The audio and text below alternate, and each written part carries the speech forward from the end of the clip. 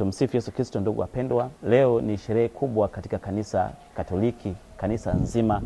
Tunasherekea siku kuu ya Pentekoste ambapo mitume walipokea mapaji ya Roho Mtakatifu. Pentekoste ni neno la Kigiriki, maana yake 50. Siku 50 baada ya Pasaka, maana yake baada ya kufufuka kwake Bwana wetu Yesu Kristo. Pia ni siku ya 50 baada ya kutoka.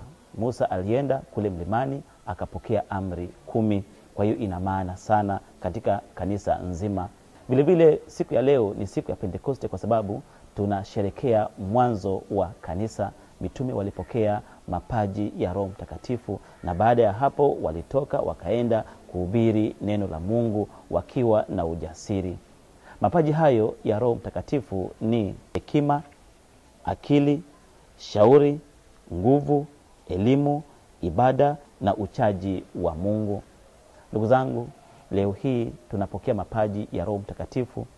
Kwa hiyo tutumie nguvu hiyo, tutumie Roho Mtakatifu hii itupe ujasiri, tutangaze neno la Mungu tukiwa wajasiri. Neno la Mungu lazima isonge mbele.